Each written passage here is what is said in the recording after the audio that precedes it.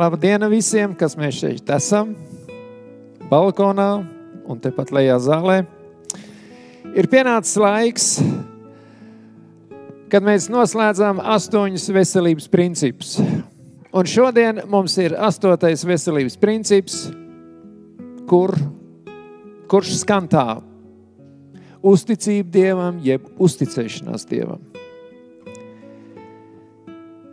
Šajā principā mēs paskatīsimies lietas un pieminēsim lietas, kuras mums ir svarīgas. Un es domāju, ka pat vēl svarīgākas nekā tās lietas, par ko mēs runājām, par saules gaismu, uzturu, ūdeni, fiziskām kustībām un atturību un atpūtu. Dievs ir, es gribētu izlasīt kādu pantu no Bībeles, un Dievs ir veidojis šo planētu. Diemžēl uz šīs planētas ienāca grēks, ienāca nelaime, ienāca nāve. Bet Dievs nekad nav atstājis šo zemi, viņš nekad to nav pametis. Un es gribu atgriezties pie paša sākuma. Tas nebija pārāk sen. Plus mīnus 6000 gadu atpakaļ.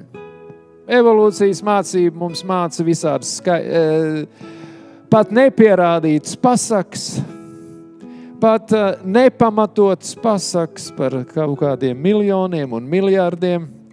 Bet Bībele raksta ļoti skaidri. Es jums izlasīšu no 1. Mūzes grāmatas pēdējā panta, 31. pants. Un Dievs pārbaudīja visu, ko viņš bija darījis, un lūk, viss bija ļoti labs, un tapa vakars un rīts 6. diena. 6 dienās pēc Bībeles ir radīta debesis un zeme, un 6. dienā ir radīti arī pirmie cilvēki, un visa šī planēta bija iedota, lai cilvēki justos labi. Kā jau es pieminēju, kaut kas notika un ienāca ļaunums, ienāca nāve. Bet cilvēka labā radītā planēta vēl pastāv, un šī planēta tiek uzturēta no fiziskiem likumiem, un tāpat arī visiem radījumiem, ieskaitot cilvēkus, šie likumi ir joprojām nemainīgi. Un, lai cilvēks justos labi, ir arī morāls likumi. Fiziskie un morāls likumi. Un tad, kad mēs skatāmies uz šo ekrānu, spēks, kas spējīgs ienest izmaiņas. Ja mēs redzam, tad cilvēku dzīvē ir ļoti daudz dažādas lietas. Daudz dažādas lietas, kuras viņu paverdzina, jeb kuras valda pār viņu. Lietas, kuras nav labas un kuras ir nepareizas. Un cilvēki ir filozofējuši, viņi ir domājuši, viņi ir prātojuši, viņi ir meklējuši, kā no tā visa atbrīvoties, vai kā šajos netikumos dzīvot un arī justies labi. Un izrādās, ka tas nav iespējams. Izrādās, ka ar šiem netikumiem un ar šīm lietām, kuras cilvēku grauj, cilvēks nevar justies labi. Un neskatoties uz visiem veselības likumiem, neskatoties uz visiem pārējiem morāls likumiem, ja cilvēks izvēlas iet ceļu, kas nav saskaņā ar to visu, viņš nevar justies labi. Un šodien mēs arī paskatīsimies dažas lietas, ka cilvēki ir arī saprot, bet viņiem nav spēks, lai atbrīvotos no tā, kas viņu paverdzina, jeb kas viņam neļauj justies labi uz šīs zemes. Tātad spēks, kas ir spējīgs ienest pārmaiņas mūsu dzīvē. Ļoti bieži cilvēks sev dod solījumus, dod otram cilvēkam, un ļoti bieži tas saistās ar kādiem nozīmīgiem datumiem. Piemēram, ar jauno gadu, ar dzimšanas dienu, ar ģimenes nodibināšanu. Ir daudz dažādas lietas, kurās cilvēki apsola sev un kādi ir rezultāti. Un ja mēs skatāmies tālāk, tad ko tad mēs gribam aprakt? Ko tad es gribu aprakt? Un šajā zārkā ir iekšā, saprotiet, ko es gribu aprakt. Visas šīs zemes saucamās lietas, kuras mums šodien uzbrūk no ekrāniem, no veikaliem, no cilvēkiem un no daudz kā cita, no vides un sabiedrības. Šīs lietas mums uzbrūk, un ja mēs esam viņās, kā lai saka, iestiguši, esam viņas baudījuši, un šīs lietas atstāja mūsu apziņā, domāšanā, prātā, arī mūsu ķermenī izmaiņas. Un ne tās labās izmaiņas, ļaunās. Un tāpēc, ko lai cilvēks var censties aiztaisīt šo vāku? Cilvēks var izrakt, varbūt bedri, bet ļoti bieži, gandrīz vienmēr, to nevar aprakt. Nevar no tā arī atbrīvoties, no visām šīm lietām. Mums ir vajadzīgs kāds spēks no ārpuses. Un ja mēs runājam par cilvēka esamību, tad cilvēki ļoti bieži savu esamību šīs zemes cenšas piepildīt ar, kā mēs lasām, ar ēstkāri, alkoholu, narkomāniju.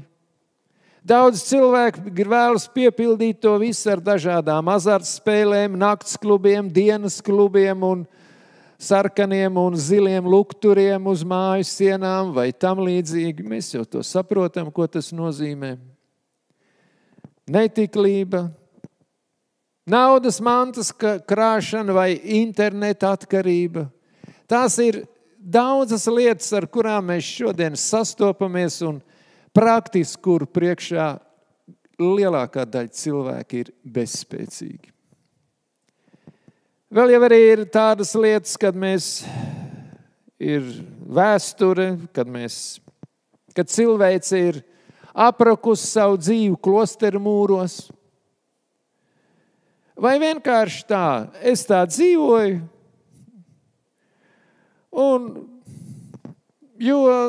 ko tad citu lai dara? Tik un tā, viss piepildījums ir kaps un tur beidzās.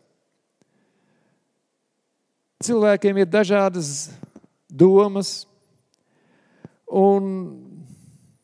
bet viena lieta, kas mūs atšķir no dzīvniekiem, kur tā vienkārši piedzimst, izaug, dzīvo, vairojās, ēd un cīnās un kaujās un beidzot nomirst un viss beidzās. Cilvēkam ir spēja domāt. Un ļoti bieži, ja mēs runājam, piemēram, par alkoholu, tad zinātnieki ir atraduši, kad lietojot alkoholu, ne jau totālajās narkozes devās, bet ir tāds viens brīdis, kad apziņā uzpeld jautājums par savu dzīvi. Cilvēkam ir viens brīdis, kad viņam noņemās šī ierobežojums smadzenēs, un tad viņam ir nesaskaņas pašam ar sevi. Ir viens brīdis, kad cilvēkam uzplaiksnīs smadzenēs, kāpēc viņam ir jādzīvo. Vai tas ir viss? Un tāpēc arī bieži cilvēki domā. Vai tiešām dzīvei ir kaps, vecums, Un tas ir viss. Ir cilvēki, kur vienkārši, tā. Kādreiz, kad bija zirgu transports, tad, lai zirdziņš neko neredzētu, kas notiek sāņus, viņam uzlika tādas lietas, ko sauc par klapēm. Un tad viņš redz tikai to šauro ceļu, vai tur pa labi bumbas sprākst, vai pa kreisi tur šauj. Viņš to dzird, bet viņš to neredz. Un tā viņš tikai iet, kamēr tas ceļš beidzās. Un dažai tautai arī ir tāda interesanta lieta. Ir tāds jautājums, kam tad tas ir, kurai tautai tas ir tā izteikti. Tātad savs kaktiņš, savs stūrītis zemes un it kā vairāk neko nevajag. Ir interesanti. Arī dažreiz cilvēkiem arī tā ir labi. Tā vienkārši. Dzīve, darbs, mājas, kaut kas pa vidu, priekš sevis, naktsmieres, un atkal nākošā diena, un atkal nākošais naktsmieres, un atkal viss tā, tikai tā vienkārši tik tā iet un iet. Un daudz cilvēku tā arī izvēlās, nesaprotot to, ka cilvēkam ir iedota domāšana. Viņš apzinās apkārtējo vidi, viņš apzinās sevi, viņš apzinās to, ka viņš ir kaut kas pārāks. Pārāks par visu dzīvnieku valsti. Mums šodien grib iestāstīt, ka tas pērtiķis ir mūsu mīļākais brālis un pārāk liela tur atšķirība no viņa it kā nav. Ļoti bieži izskatās, tā kā tādi vidēji izmēra gorillas dzīvo pa pasauli, lēkā, brauc ar mašīnām un vairāk nekā it kā nevajag neko. Interesanti. Un tai pašā laikā saule, mēnesis, zvaigznes, mana apziņa, mans saprāts man kaut ko saka. Tu esi savādāks. Un tad pienāk tās brīdis, kad cilvēki varbūt padomā. Padomā par lietām, kāpēc viņš ir šeit. Un ja mēs saprotam, ka cilvēks un daba un viss visums un viss, kas šeit notiek un dzīvo un rāpo, lido un staigā, viss ir radīti, tad ir radīti kādam mērķim. Arī cilvēks ir radīts kaut kam. Mēs te nesen skatījāmies par ģenētiku. Mēs arī šodien drusku paskatīsimies vienu tādu fizioloģisku brīnumu. Un mēs skatījāmies par to, ka evolūcija nav iespējama. Nav iespējama evolūcija tāda, kādu šodien mums cenšas iefiltrēt smadzenēs jebkuriem līdzekļiem. Un tagad es gribētu izlasīt, mēs kā ticīgi cilvēki visi varam izlasīt kādas Dieva gara iedvesmotu grāmatu dažus citātus. Palasīsim. Vienmēr augstu vajadzētu izcelt patiesību, ka Dieva likumi pēc sava rakstura un izpildījuma ir dzīvība tiem, kas tos atrod, un visai viņu miesai zāles, kas dziedina. 4. liecības, 552. lapas puse. Vēl kas? Kunga bijāšana dos sanatorijas apmeklētājiem vairāk labuma nekā jebkurš cits līdzeklis, kuru varētu pielietot veselības atjaunošanai. Reliģiju nekādā gadījumā nevajadzētu turēt otrā plānā, kā kaut ko kaitīgu tiem, kas nāk šeit ārstēties. Tieši pretēji, vienmēr augstu vajadzētu izcelt patiesību, ka Dieva likumi pēc sava rakstura un izpildījuma ir dzīvība tiem, kas tos atrod, un visai viņu miesai zāles, kas dziedina. Tātad šis bija vēl plašāks citāts. Vēl kāds. Organisma fiziskās uzbūves likumi tiešām ir Dieva likumi. Tomēr šī patiesība liekas ir aizmirsta. Daži sevi ir aprobežojuši ar uzturu, kas nevar saglabāt veselību. Viņi nav gādājuši par barojošu uzturu, kas aizstātu kaitīgās vielas, un viņi nav apsvēruši, ka uztura pagatavošanai visveselīgākā veidā ir vajadzīga izdomas spēja un smalkjūtība. Lai veiktu savu darbu, organismam jātiek pareizi pabarotam. Tas ir pretēji veselības reformai. Ja pēc neveselīgo ēdienu lielās dažādības atmešanas tiek pieņemta pretēji galējība, lielā mērā ierobežojot uztura daudzumu un labumu. Veselības reformas vietā tā ir veselības reformas sakropļošana. Mēs ļoti daudz runājām par veselības likumiem, par visiem pārējiem likumiem, un visi šie likumi balstās uz mūsu organisma dabiskajiem likumiem, uz fizioloģiskajiem uzbūves likumiem. Un šie visi likumi ir cilvēka organismā ielikti pie radīšanas. Vēl kādi? Pastāv nosacījumi, kas jāievēro visiem, kuri grib saglabāt veselību. Tādēļ visiem vajadzētu ar šiem nosacījumiem iepazīties. Kungam nav patīkami, kad cilvēki nezina viņa likumus, vienalga vai tie ir dabas vai morālie likumi. Mums jāsadarbojas ar Dievu kā fiziskās un garīgās veselības atjaunošanā.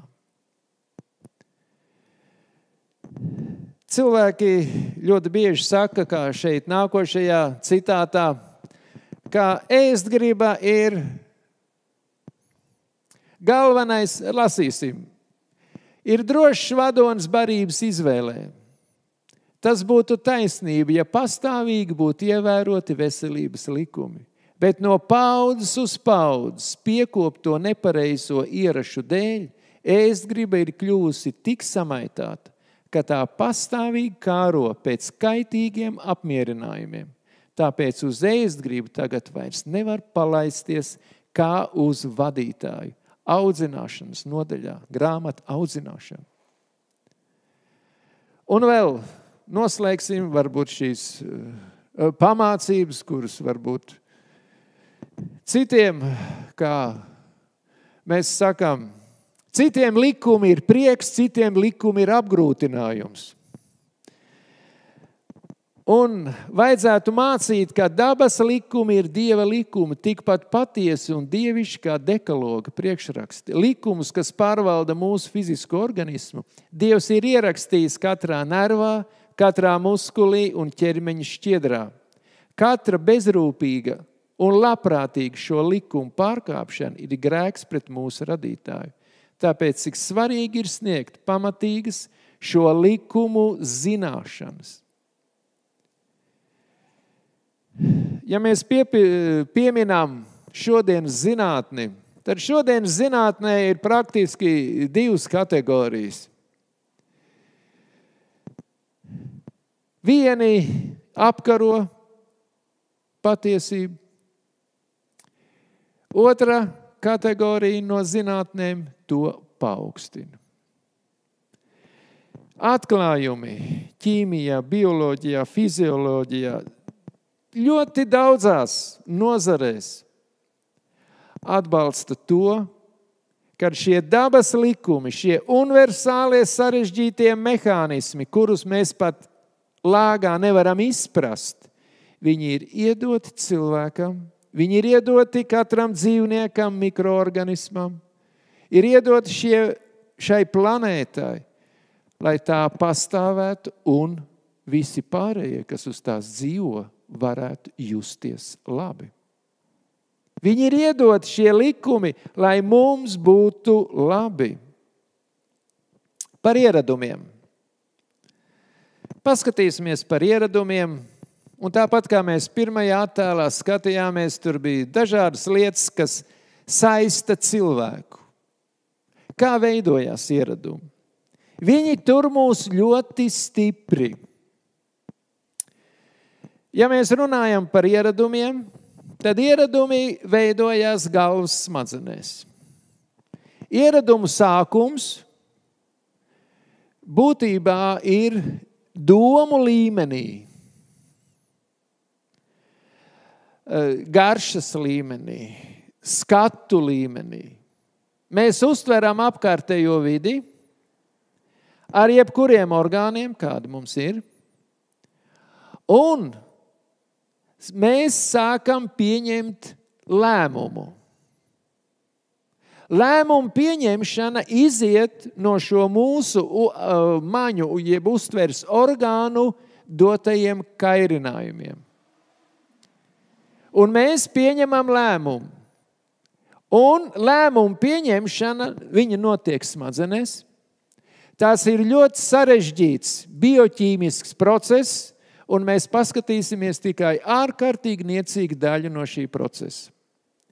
Un kas notiek? Mēs pieņemam lēmumu, un pēc tam milzīgā ātrumā, sekundžu simtdaļās, sākās šī lēmuma izpildīšana. Un smadzenēs šis neironu loks, jeb refleks, aiziet uz attiecīgo orgānu, vai tas ir kustību orgāns, piemēram, muskuļi, kāja, roka vai ķermenis, vai tas aiziet uz mūsu runas centru, un mēs sākam runāt, un notiek reflektoriska atbilde. Tātad sākums sākas maņu orgānos, domās, izvēle, tad ir ļoti ātrs process, sekundžu simtdaļās, un aiziet uz attiecīgajiem centriem, kuri izraisa mūsos nervu impulsus, kuri dodās uz izpildu orgānu. Ir tāda lieta, kad refleks sākas vienā nervu šūnā, un tad var aiziet pa 10 un pat 100 nervu šūnām. Un ir tāda lieta, ka starp nervu šūnām ir kontakti. Un šos kontaktus sauc par sinapsēm. Ir pārraidošais neirons, pa kuru līdz šiem kontaktiem, starp nervu šūnu kontaktiem, nāk šis elektriskais impulss. Te ir tāds saucamais sinaptiskais pūslītis.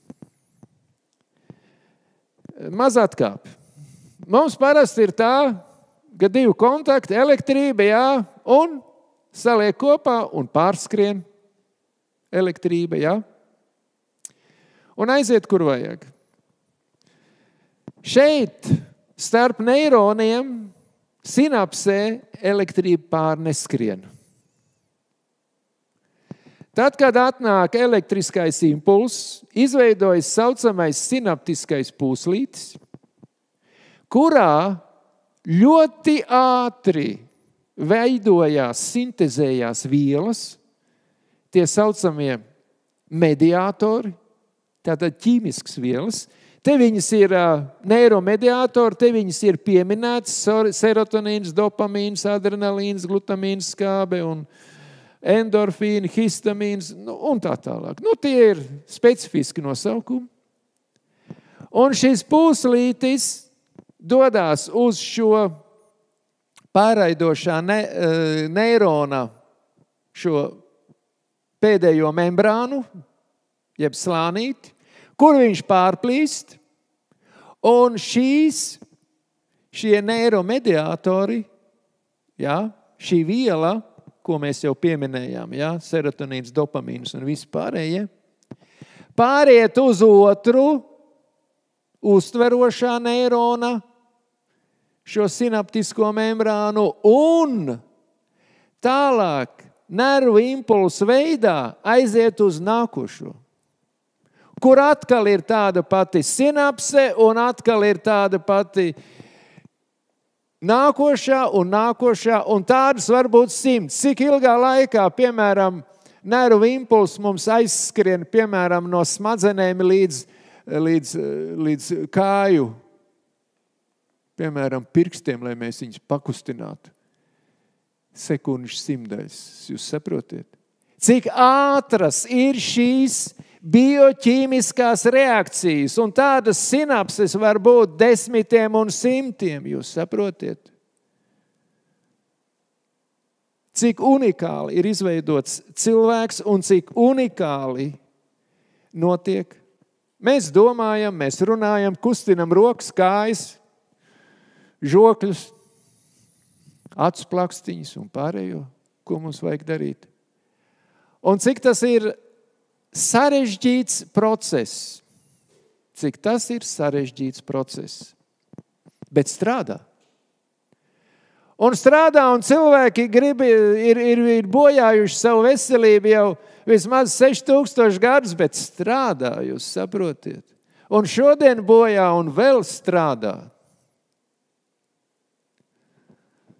Cik pamatīgs ir ielikts pamats, kā mēs lasījām Bībelē. Un Dievs 6. dienā pabeidza visu savu darbu, un viņš skatījās, un tas bija labs. Visi šie bioloģiskie likumi, fiziskie un morālie likumi bija labi priekš cilvēku. Un tāpēc, ja mēs gribam labi dzīvot uz šīs zemes, mums ir jāiepazīstās ar šo grāmatu. Es pat aicinātu īpaši daudz nemeklēt pie saucamajiem reliģiskiem līderiem, es tā gribētu teikt. Bet mums personīgi jāsāk lasīt un jāuzzina un jāprasa Dievam paskaidro man, kas tur ir rakstīts. Ja mēs gribam justies labi. Vēl kas ir jārunā par šiem refleksiem jeb ieradumiem. Katram refleksam jeb katram ieradumam mūsu galvas smadzenēs ir izveidojis ļoti ātri neliels neironu sakopojums jeb centrs. Un šis ceļš no domas, izvēles līdz realizācijai tālāk, vai tā ir kāja, roka, mute vai kāds cits orgāns. Šis ceļš smadzenēs atkārtojot nostiprinās. Un tad, kad parādās līdzīgi apstākļi, tad šie neironi, tad starp šiem neironiem šai sinapsēs nervu impulsu pārraide kļūst vēl ātrāka un kļūst arī noturīga. Noturīga un ātra pārraide. Un tāpēc paskatīsimies tālāk, kā veidojas ieradumi. Ļoti vienkārši lieta, cilvēki domā, kā viņi izveidojās. Un, ja mēs skatāmies, piemēram, kā mēs sienam kurpes, šņoras, tagad jau ir lipekļi, ja? Tagad jau drīz jau varbūt izstieps kāju un kurpati uzliks uz kājas virsū. To jau mēs nezinām, cik tā liestā zinātne. Es te nesen redzēju tur, kad ir tie saucamās universālās bahilas, ja?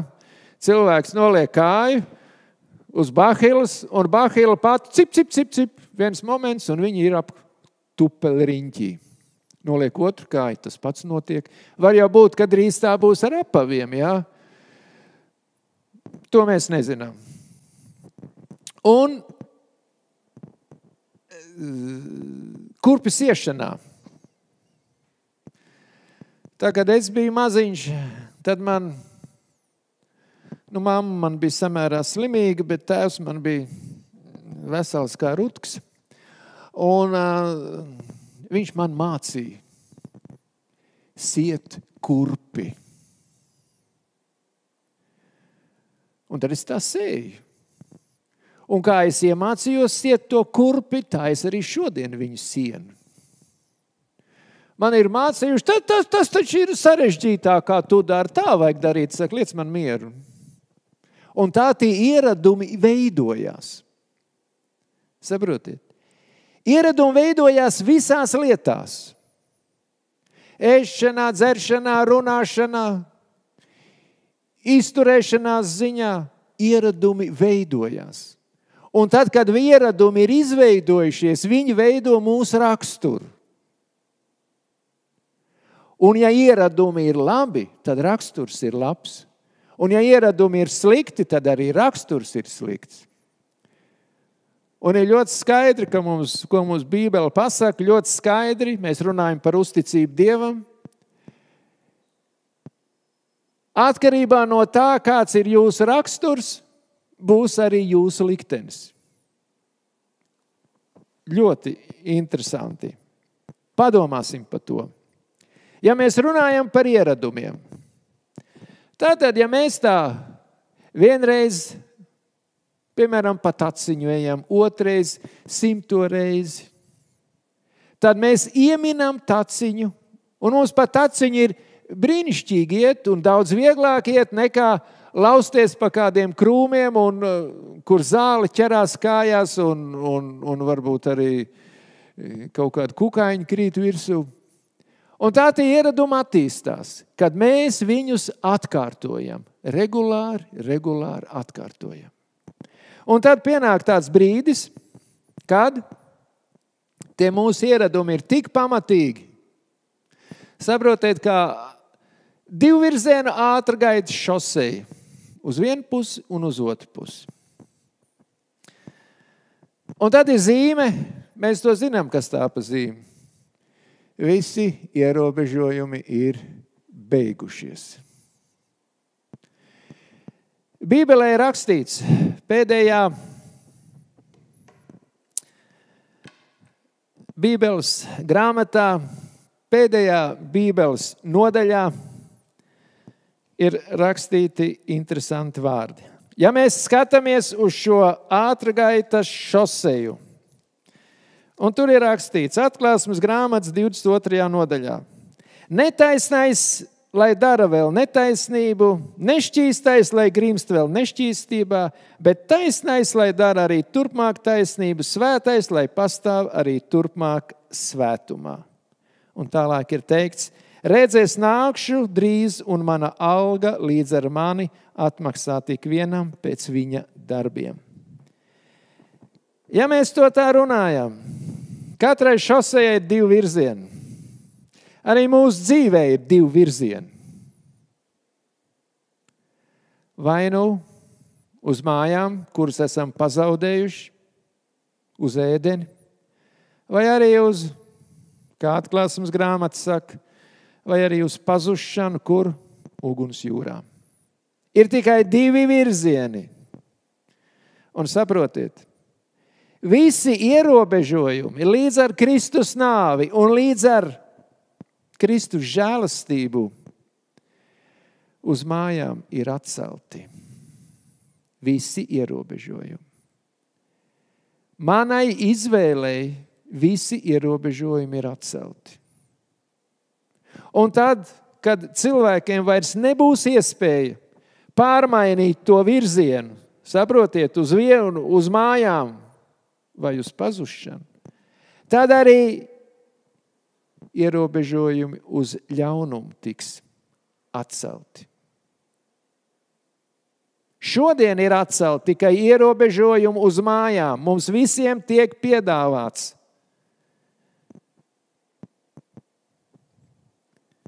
Un tad cilvēkam šodien ir piedāvāta arī tāda iespēja. Mēs varam meklēt šo pareizo ceļu, un mēs varam iet un analizēt šo pasauli. Analizēt. Ar savu nastiņu, ar savu bagāžu mēs varam iet un analizēt un skatīties, kas tas ir par ceļu. Un ja šis ceļš ir pareizs, tad mēs tiešām varam meklēt to ātrgaitas automašīnu un doties šajā virzienā, jo mums, ejot pa šo dzīvi, ir jāsasniedz tā pilnība, ko pazaudēja Ādams. Mēs tikko lasījām, kad būs tikai divas izvēles, vai nu svētums, vai nu nešķīstība.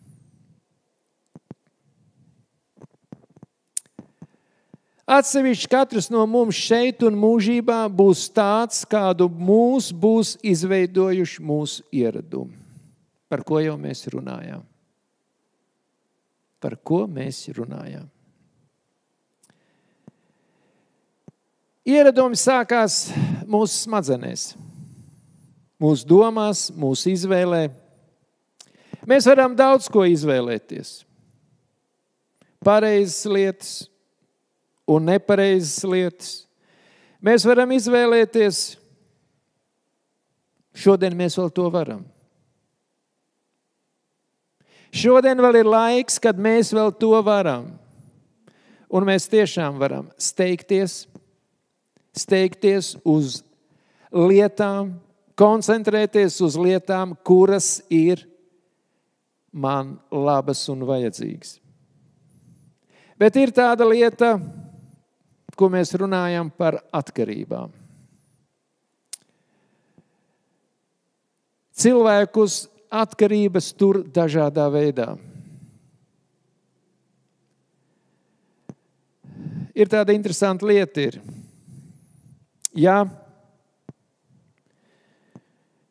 es neesmu smēķējis, tad cigaretes man šodien ir atkarība. Nu, nav. Ja es neesmu lietojis alkoholu, tad man nav atkarība. Bet ja es esmu iekritis kādās lietās, tad tur tie refleksa loki ir izveidojušies.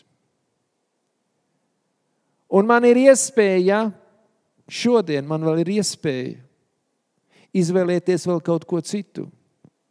Bet atbrīvoties no šiem samaitātajiem, ļaunajiem refleksa lokiem ir iespēja tikai pie Kristus otrās atnākšanas. 1. Korintiešu vēstule 15. nodaļā par to runā, mēs varbūt nelasīsim laika dēļ.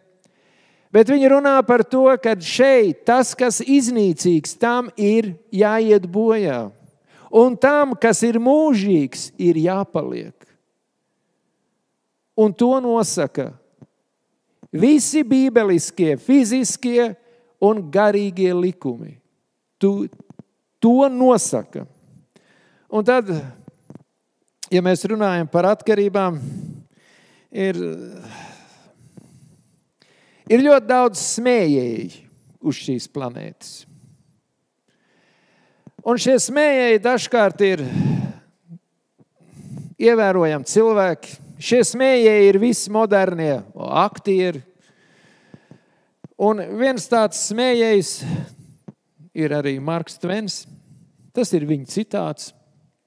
Atmest smēķēšanu, tas ir vienkāršāk par vienkāršo. Es biju par to pārsteigts, jo darīju to 1000 reižu.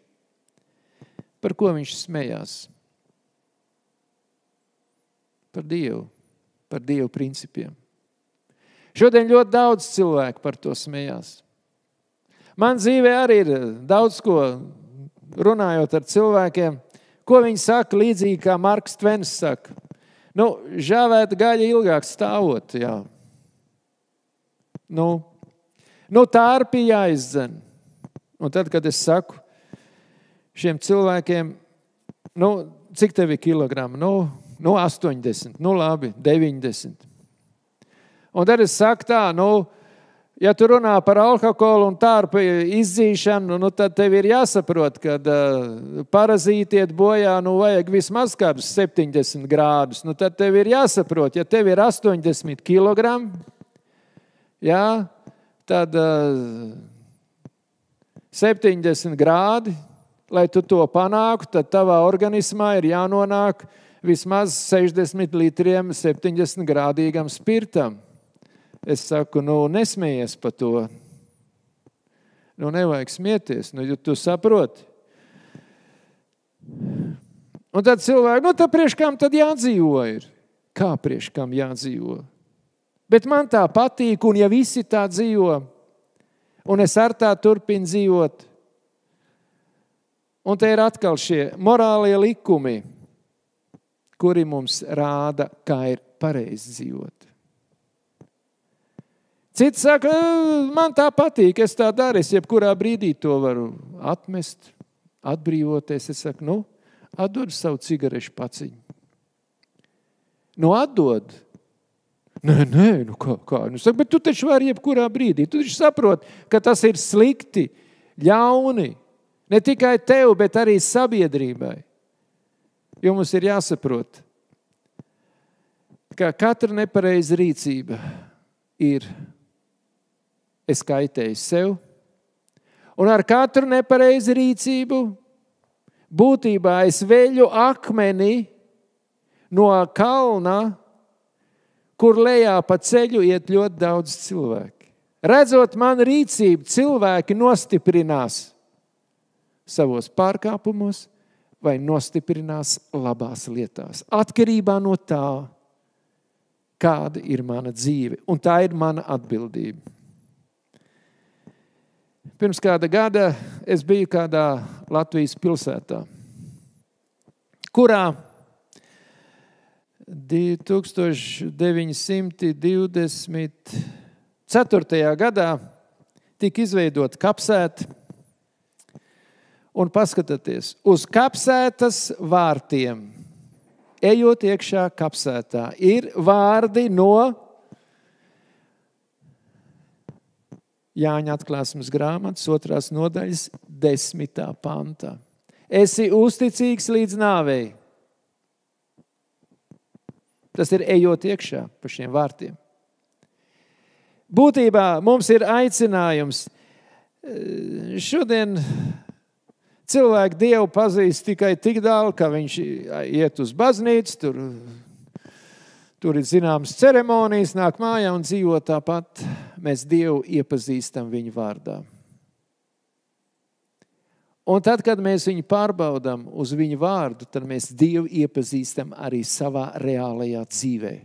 Kas manī notiek un kādi ir rezultāti tam, ja es esmu izvēlējies sekot tiem norādījumiem, kas ir rakstīti šajā mūžības grāmatā. Un cilvēks ir aicināts būt tam uzticīgs līdz viņu ienes pa šiem vārtiem. Jo kāds ir apsolījums? Tas apsolījums ir tad, kad iet ārā no šīs kapsētas. Mēs visi tiksim izvesti no kapsētas, lai saņemtu savu algu. Es esmu augšām celšanās un dzīvība. Ļoti brīnišķīgi kapsēta. Es arī gribētu dusēt šādā kapsētā, lai katru reizi, kad man tuvinieki, bērni vai mazbērni man apciemot, viņi varētu izlasīt šīs lietas.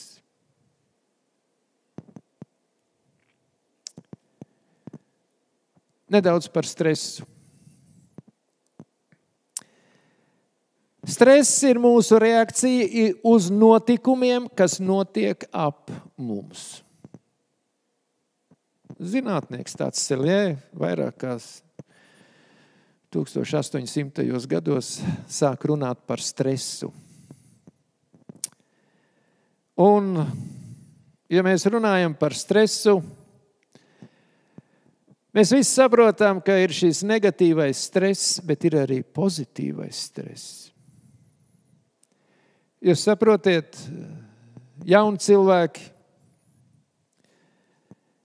kad viņi saprot, kad viņi ir atraduši otru tādu jaunu cilvēku, cik tas ir patīkams stress, kad atkal var satikties, atkal var parunāties, un ja tas ir ģimenē, tad tas ir ļoti brīnišķīgi. Tad cilvēki dodās uz darbu un jau domā, kā vakarā satikties ar šiem mīļajiem saviem cilvēkiem. Kad bērni atvadās no mīļiem vecākiem, viņi dodās uz skolu un jau domā, kā viņi satiksies ar saviem vecākiem vakarā, kas atkal būs jauns un mīļš. Un vēl viens vispozitīvākais stress katra cilvēka dzīvē. ir tas, kad mēs satiksimies ar mūsu radītāju. Saprotiet, Bībelē rakstīts tai pašā Korintiešu grāmatā, ko cilvēka acis nav redzējusi un kas neviena cilvēka sirdī nav nācis, to Dievs ir sagatavojis tiem, kas viņu mīl. Tas ir visbrīnišķīgākais apsolījums. Un ir arī vēl viens stress, par kuru mēs varbūt negribam runāt. Ir ļoti daudz nepatīkamu gadījumu, ir ļoti daudz nepatīkams nelaimes, kas notiek mūsu dzīvē. Dažreiz citu vainas dēļ, dažreiz savas vainas dēļ. To mēs nezinām. Un šis stress ir ļoti ļauns. Kas notiek stresa laikā? Veidojās tā saucamie stresa hormoni. Ja mēs sastopamies ar stresu, tātad ar šo pārbaudījumu, šo negatīvo lietu, tad cilvēkam ir divas reakcijas. Vai nu kaut ko labot, piemēram, ja suns skrien virsū, tad tev vai nu ir jāuzbrūk tam sunim, vai nu no viņa jāmūk. Abos gadījumos pie negatīva stresa atslēdzās pieres daivas jeb analīzes centri. Abos gadījumos. Vai nu mūkot, vai uzbrūkot. Tāpēc aizmūkt mēs varam nedabīgi ātri un uzbrukt mēs varam ļoti nežēlīgi. Šis pieres daivas mums daļēji atslēdzās. Iesim tālāk. Ja mēs runājam par stresa stadijām, tad pirmā ir trauksmes stadija. Jā? Pirmā ir trauksmes satraukums. Un tagad ko darīt? Tā ir mūsu izvēle. Nākošā ir pretošanās stadija. Un tad man gribētos izlasīt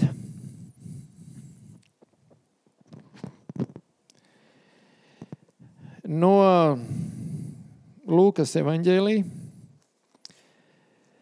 kā tas bija ar Kristu.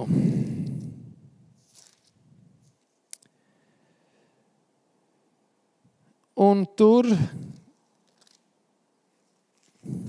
viņa pārbaudījumi Ģetsemanes dārzā.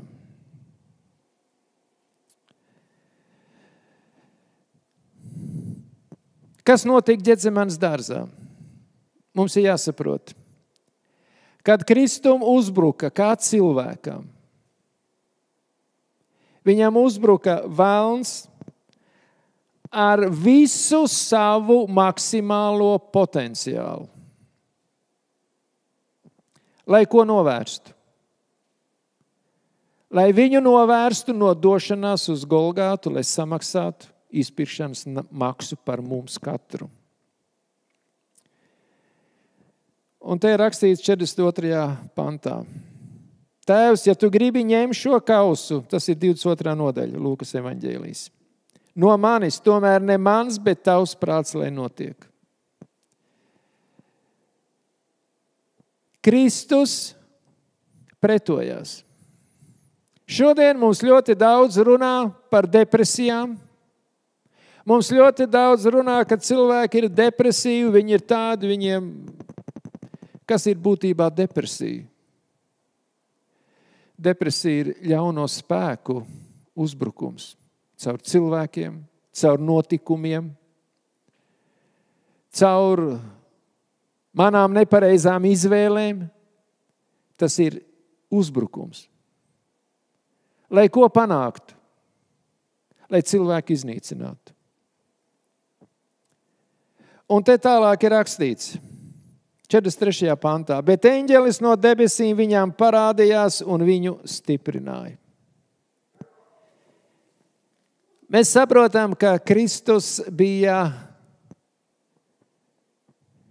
cilvēku miesā, un viņa ticība bija vislielākā, kāda vien ir iespējama. cilvēkam. Ja mēs runājam par šīm stadijām, tātad trauksmes stadija viņam bija, ko mēs lasījām. Ja tu, Tēvs, gribi, tad ņem šo kausu no manis, bet tavs prāts, lai notiek. Pretošanās stadija viņam bija. Viņš pretojās šiem sātana kārdinājumiem. Pretojās. Un kas notika, kad viņš pretojās šiem sātana kārdinājumiem? Šim visbriesmīgākajam stresam, kāds bija visā cilvēces vēsturē. Visā visumā. Mēs lasījām 43. pantā. Un eņģelis nāca no debesīm un viņu stiprināja. Uz ko stiprināja? Iet līdz galam. Mums šāds stress nebūs jāiztur. Ir skaidri rakstīts, ka jebkurā stresā mums nav jāiet saucamajā 3. iztukšošanās stadijā. Ja mēs saprotam, kad mums ir Tēvs debesīs, kad ir eņģeļu kalpošana, mums ir jāizvēlās palikt pretošanās stadijā. Jo ja mēs padodamies, tad ir ļoti ļauni. Būtībā tad mēs atdodam sevi tam, kas mums uzbrūk. Būtībā vēlna rokās.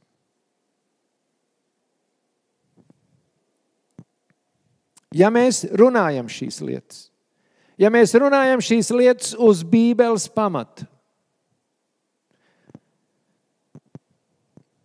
Nākošais. Neatrisinātas problēmas.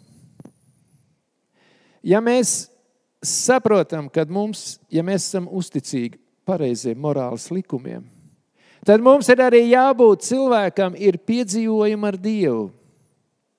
Viņam ir piedzīvojumi, kad viņam ir pieeja pie žēlastības troņa, kā saka Bībele, ka viņam ir izeja no jebkuras situācijas.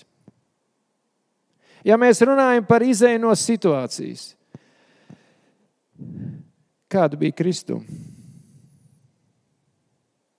Viņš devās uz Golgātu. Viņš apņēmās iet līdz galam. Ko tas nozīmē? Golgāta. Viņš pretojās līdz kuram punktam? Līdz nāvei. Arī mēs varam palikt šajā pretošanās stadijā līdz nāvei. Un to ir piepildījuši miljoniem un miljoniem cilvēki, kurus nogalināja visā pasaules vēsturē, kuri inkvizīcijas pagrabos, moku vietās, atdeva savu dzīvību par pareiziem principiem. Viņi palika pretošanās stadijā līdz pat nāvei. Jūs saprotiet, ko mums ir jāiegūst, ja mēs lasām Daniela 12. nodaļas 1. pantu, kad būs tādi laiki, kuri nav bijuši. Bet nākošajā pantā rakstīts, bet izglābsies visi, kas ir rakstīti dzīvības grāmatā. Mums ir šodien jāiemācās dzīvot pēc pareiziem veselības un morāles likumiem, lai mēs varētu būt to vidū, kuru paliks ierakstīt dzīvības grāmatā. Neatrisināts problēmas. Ja man nav šādu piedzīvojumu, un man nav saikne ar savu radītāju, jūs redzēt, kas šeit ir.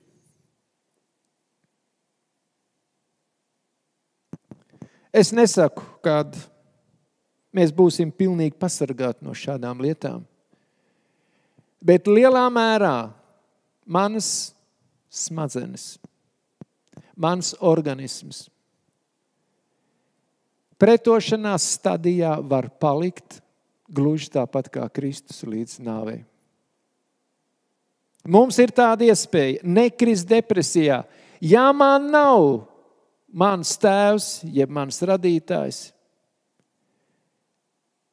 ja, tad tiešām es esmu redzējis šādus cilvēkus, kuriem praktiski neinteresē nekas. Tumša istaba, sēž, nezinu, ko domā, nezinu, ko dara. Ja pēkšņi parādās kaut kāda ēstgrība, tad kaut ko apēd un atkal nekā. Ziniet, tas ir apmēram tāpat. Ir tāda lieta, ko sauc par meditāciju. Ko tas nozīmē? Meditēt, mums te daudz filozofē, meditēt, ir pareiza meditācija un ir nepareiza meditācija, bet būtībā, kas ir meditācija? Es atslēdzu savus smadzenes, lai man kaut kas sāk pārvaldīt.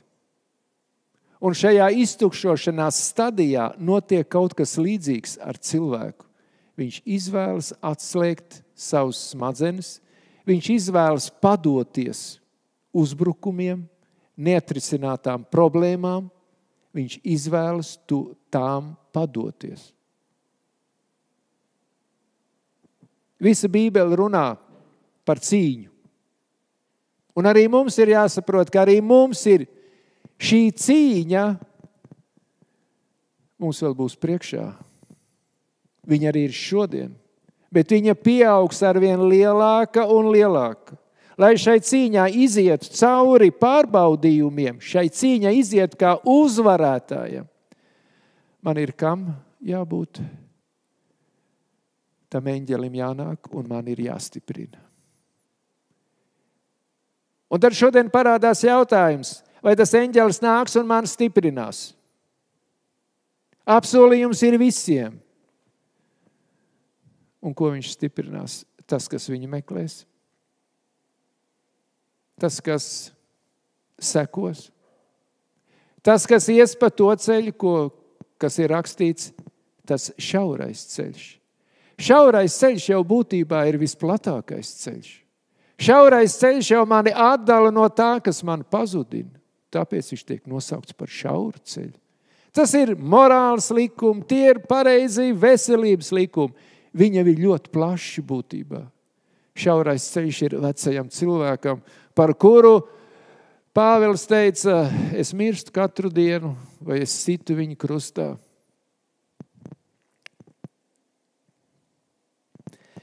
Mēs nevaram pēc sadarbības ar Dievu laimīgi nodzīvot savu mūžu. Un mēs nevaram ar viņu arī dzīvot tālāk pēc augšām celšanās. Nav iespējams.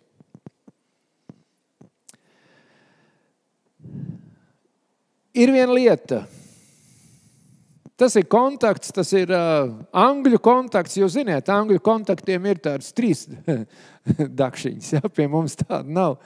Šī daļa no prezentācijām ir nākusi no ārzemēm, tāpēc viņas ir tādas izskatās. Un saprotiet, es jau gribētu visu, ko labo saņemt, vai ne? To elektrību jau es gribētu, bet man vajag, lai man to elektrību arī dod. Jūs saprotiet? Lai kontakts ir aktīvs. Aktīvs kontakts, tā ir derība. Derība ar pareiziem principiem, morālē un fiziskā ziņā. Un lai to iegūtu, mums ir jārunā ar Dievu. Nav cita ceļa. Nav cita ceļa. Lai realizētos manā dzīvē, visi tie apsolījumi, man nav cita ceļa. Bez runāšanas ar viņu, bez sevis atklāšanas viņam mēs neko nevaram saņemt. Reizies esmu tas kungs Dievs par visu miesu vai kāda lieta man neiespējama. To saka Jeremija, to saka visa Bībele. To saka šie pareizie principi. Dievam viss ir iespējams. Bet tas viss ir uz nosacījumu pamatu. Viss ir uz nosacījumu pamatu, un šie nosacījumi mums ir jāmeklē, un mums ar viņiem ir jāiepazīstās. Kāds notiek? Atzīstiet, ka jums ir vajadzīga palīdzība. Mums ir jāatzīst. Un mums ir jāpieņem lēmums izmainīties. Bet, lai es to zinātu, man ir jāzina, uz ko mainīties. Uz ko mainīties, man jāzina. Ja mēs zinām lietas, kuras ir nepareizas, tad mums ir jāatmet uzreiz, nevis pakāpeniski. Es esmu, tā kā šodien ir ļoti daudz cilvēku, kur ir slimi. Un tā, kad viņi iet pie daktera, tad dakters saka, ko? Viņš saka, man smēķēšana ir jāatmet, tikai to tu nedari. To tu nedari. Pie sirds asinsvadu slimībām dakters saka, to tu nedari, nebūs labi. Interesanti. Ļoti interesanti.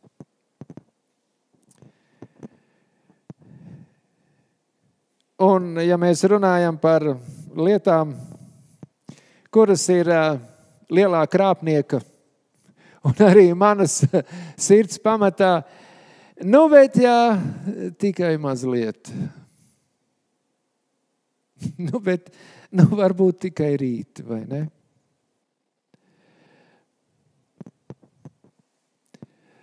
Atmetiet uzreiz un pavisam. Tas tāpat kā moderni kādreiz bija sunīšiem astītes griezts, tas tāpat kā to astīt tā. Šodien nogriežam 1 centimetru, pēc nedēļas vēl 1, un tad tik tālu līdz tā īstajam izmēram. Saprotiet, nav jēgas. Es jau nesaku, ka tā nevar to īsto izmēru dabūt, bet kā ir vieglāk? Kā ir vieglāk? Un kā ir pareizāk? Tas ir jautājums. Dievs ir uzticīgs, viņš neļaus jūs pārbaudīt pāri jūsu spēkām, bet darīs pārbaudījumiem tādu galu, ka varat to panest. Šāds likums pie viena cilvēka nedarbojās. Un tas bija Kristus Golgātā. Vēlns neko nevarēja vairāk izdomāt un izdarīt, lai viņu apturētu pienest šo upuri. Viss maksimums, ko vēlns un viņa eņģeļi varēja izdarīt, viņi izdarīja pie krusta, kad Kristus tur tika pienaglots. Mums tas nebūs, jo mums ir apsolījums. Mums ir apsolījums, ka darīs tādu galu, lai mēs varētu pastāvēt un uzvarēt. Jo tā elektrība tur ir. Tā palīdzība tur ir, tikai man ir jāuztur šī derība vienmēr. Lūdziet un ticiet. Ja tad jūs ļauni būdami, protat saviem bērniem dot labas dāvanas, vai tad jūs debesu Tēvs nedos daudz vairāk laba tiem, kas viņu lūdz?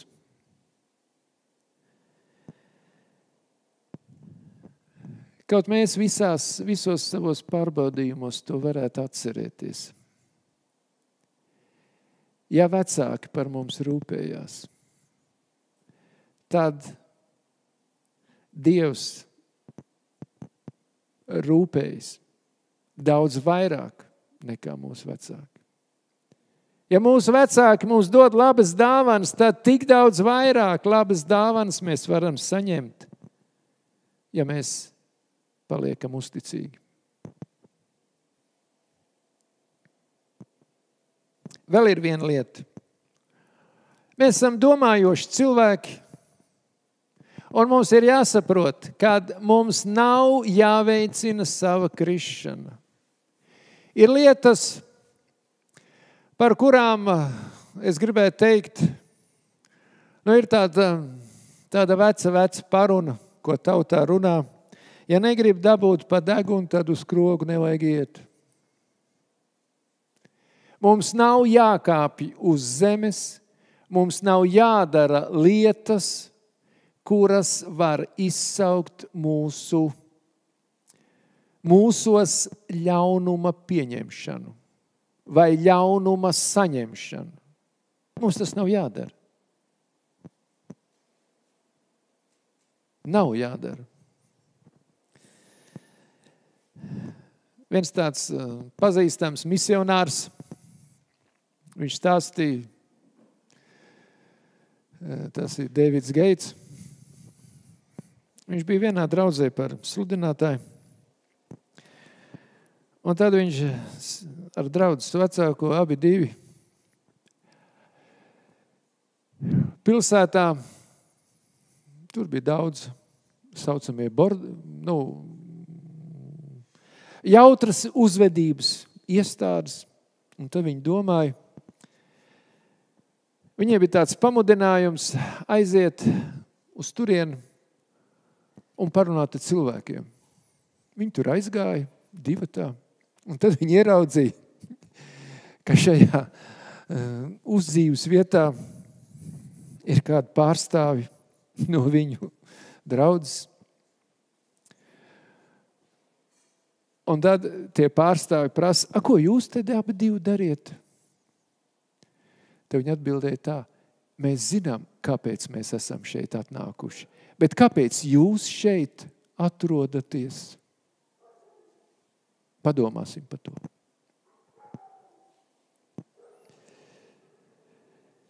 Bet apvelciet kungu Jēzu Kristu, nelutiniet miesu, lai nekristu kārībās.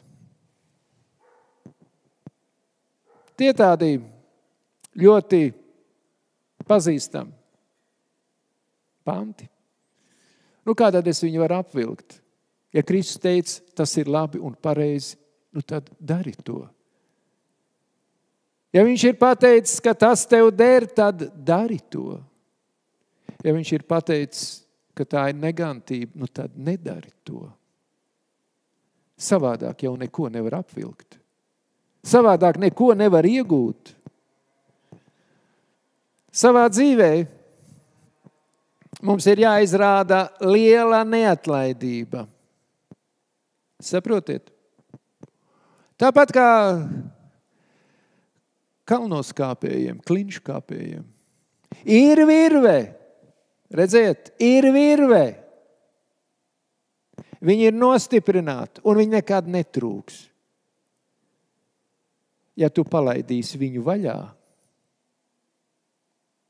tās rokas, tad tur lejā ir nāve.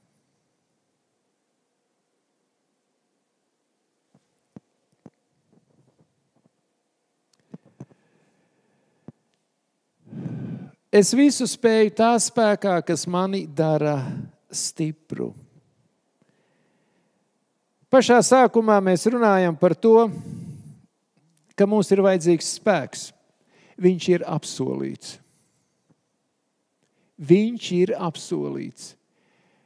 Tikai ir jāpārbauda šie apsolījumi realitātē savā dzīvē.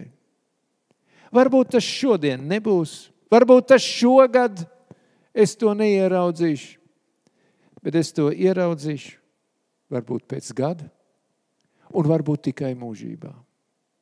Bet viņš to ir pateicis, pārbaudi viņa apsolījumus.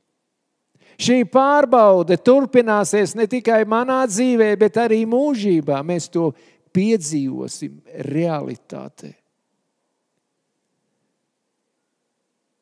Ka varētu to saprast un pieņemt. Arī savā dzīvē.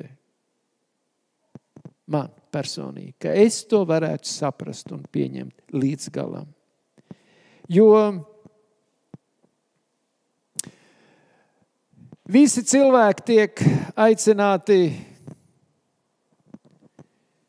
atgriezties. tajā ģimenē, kur šodien pastāv uz nekritušām planētām, tajā ģimenē, ko mēs neredzam, jo ir rakstīts, ka nekritušās būtnes vēro, kas notiek uz šīs zemes. Ijab grāmata tur runā. Tajā ģimenē, kas gaida, lai mēs izšķirtos par labām lietām, visos jautājumos. Viņa gaida, viņa cer, un arī Dievs gaida un cer, ka mēs pieņemsim pareizes lēmumus. Mums ir jātic.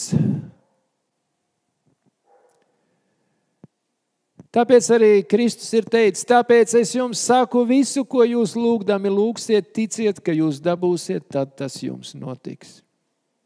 Tas un pēc tā, kas ir apsolīts, lai tā ir mūsu daļa.